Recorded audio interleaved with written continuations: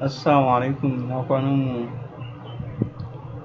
Yau zan nuna mana yadda mutum zai creating account a Bangkok.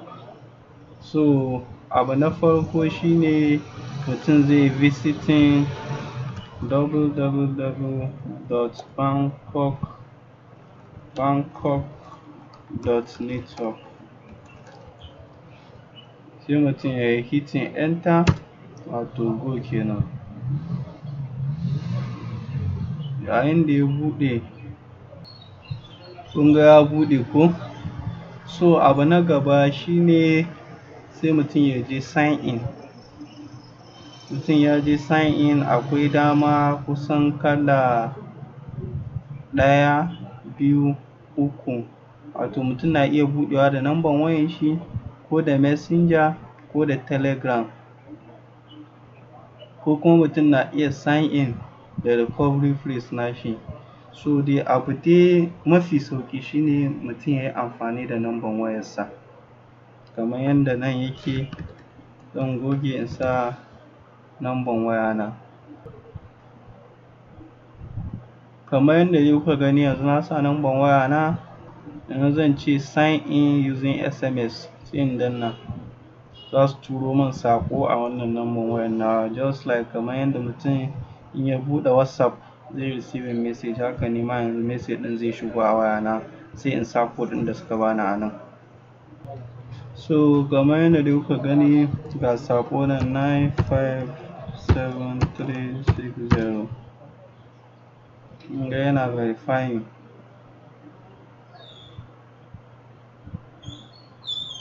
Kun ga ya buɗe, suna so na sa sunana.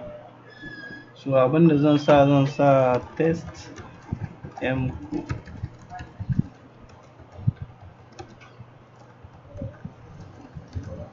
Na sa suna haka, sai mutum ya accepting nan domin su ba shi damar register ko ya creating wallet. To yanzu nan akwai dama biyu, ko mutum ya import ko mutum ya create. In mutum yana so ya yi linking ɗin account ɗin shi, kamar emco account ɗin shi zuwa Bangkok direct, ba tare da sai ya ringa turo emco ba zuwa Bangkok, sabon wallet ɗin da ya creating shine zai amfani da import. In kuma mutum bai so ya yi haka nan, sai ya creating wallet kawai sabo. In ya yi creating, duk lokacin da yake buƙatar canjin emco ɗin shi zuwa Ethereum, sai ya turo zuwa wannan sabon wallet ɗin da ya creating. Ko kuma in ya yi amfani da import ne, duk lokacin da yake son ya canza emco ɗin shi zuwa Ethereum, za su cire direct. In mutum ya yi login, za su cire daga cikin account ɗin shi ne na can cikin emco ɗin shi. So bambancin import ɗin kenan da create a wallet. Sannan kuma ina so ku tuna da cewa in mutum na mining, kamar misali ina da coin guda 500, ina mining ɗin duka 500, ko da na yi importing nan, in na zo na ce zan canza emco ɗina zuwa Ethereum, ba zai canza ba, saboda emco ɗina suna a mining. Har sai lokacin da na yi withdraw ɗin shi daga cikin mining account zuwa available balance, shine zan iya canzawa, ko kuma shine zan iya sending. Tamkar yadda yake yayin lokacin da kuke irin offline trading ɗin nan, wato mutum bai zai iya sending emco ba in dai yana so ya saida ma wani, har sai ya withdrawing abin da yake so ya yi sending. So nan zan yi amfani da create wallet ne, domin na yi bayanin yadda za a import a farko a wancan rubutu, amma wanga na video zan yi amfani da create wallet ne.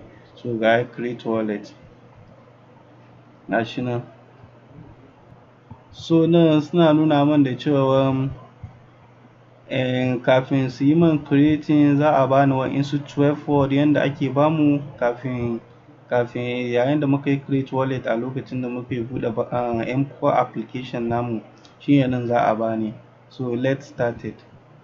Kun gan su nan, in na ga dama zan iya kwashe shi. An ga na kwashe. So mutum zai iya samun biro ko takarda ya kwashe domin ɓoye su wani waje, sannan mutum ya yi next ɗin shi. Kun gan su nan, na yi copying zuwa notepad ɗin ga duka abubuwan da aka samu, ga su nan na yi copying ɗin su zuwa nan wani ƴar ƙaramin takarda. so yanzu zan yi next. To suna so na yi selecting ɗinsu kamar yadda suke daga farko har zuwa ƙarshe domin su tabbatar da cewa na kwashe ko ban kwashe ba. Kun ga na gama sa su kamar yadda suke a farko yadda suka bani ke ga. Kun gan su nan, ai ga shi nan. Step, doctor sun sai duka haka nan ga su nan yadda aka bani.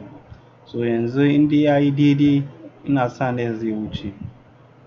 So kar ku manta kun ga yadda yake ɗin ga kuma haka zalika in mutum ya gama creating ɗin, in mutum ya gama creating wallet da su waɗanga 12 phrase ɗin ga kana iya sa shi a cikin emco ɗinka in ka ga dama kenan za ka iya sa shi a cikin, za ka iya restoring ɗin emco application ɗinka da shi.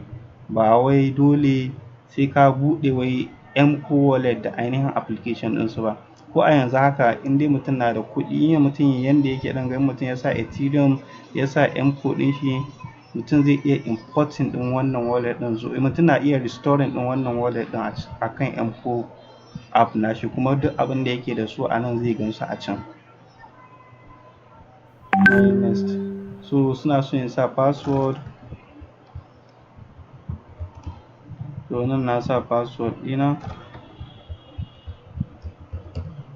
Kun gani sai in ce create wallet.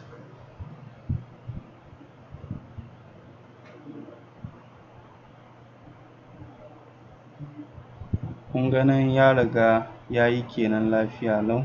Kuma ina danna my wallet sai ya kawo ni nan. Kasancewa ba emco ba Ethereum ba komai ciki, haka za ku gan shi. So yayin lokacin mutum na iya cewa my address, sai mutum ya selecting Ethereum ga address ɗin nan. Sai mutum ya kwashe ya tura ma wani wanda zai saida mai Ethereum ko kuma inda zai so Ethereum a turo. Yayin da aka turo mai ya shigo, sannan mutum na iya zuwa nan convert. In Ethereum ya shigo kenan mutum ya shiga convert nan. Ka shiga convert sai ka nemi pay with. Muna so muyi converting Ethereum to emco sai mutum ya zo nan sai ya searching ɗin emco.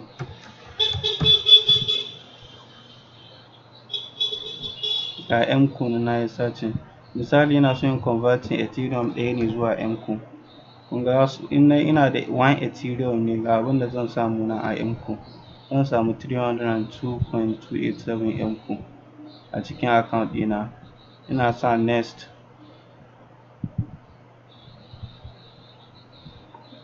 Kun san tunda yanzu ba kuɗi ciki ba yi zai yi ba, babu Ethereum a kai.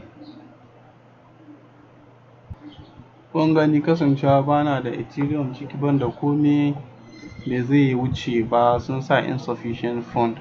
A ce akwai ne in ya wuce za su nuna min charges ɗina da komai na, sannan in sa password za su bani, za su cire 1 Ethereum su bani wannan emco ɗin. So akwai wasu da in suka gama importing ɗin wallet nasu ko suka gama creating ɗin account nasu ba sa ganin coin nasu. Me ke sa haka? In mutum bai gani ba ga shi nan can't find your token, sai mutum ya shiga nan manage. In ka yi manage kun ga iyakan abin da aka yi cikin ai da Ethereum da EOS ɗin ga. To sai ka nemi emco naka ka yi searching, shi ma ka yi marking ɗin shi ga shi nan. In kana da wani coin kuma ka yi searching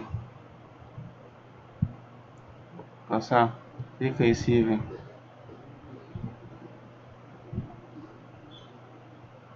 Kenan kun gani your wallet token has been updated, kun gan su nan. To in dai ina da coin a ciki ko an turo lafiya lau zai nuna. Game da waɗanda suke cewa su ba su ga abin ga ɗinsu ba kenan kuma suna da shi. So shi kenan. Da fatan dai mun gane yanzu yanda mutum, yanda za a yi amfani da bancor, yanda za a buɗe bancor, yanda za a exchanging Ethereum zuwa bancor, zuwa Ethereum zuwa emco, emco zuwa Ethereum. Duka a sauwaƙe babu wani wahala a ciki. So insha Allah daga nan zan tsaya. Na gode da kallon wannan bidiyo ɗin, sai ku ringa yi kuna liking ana tura ma 'yan uwa su ma suna ƙaruwa. Na gode.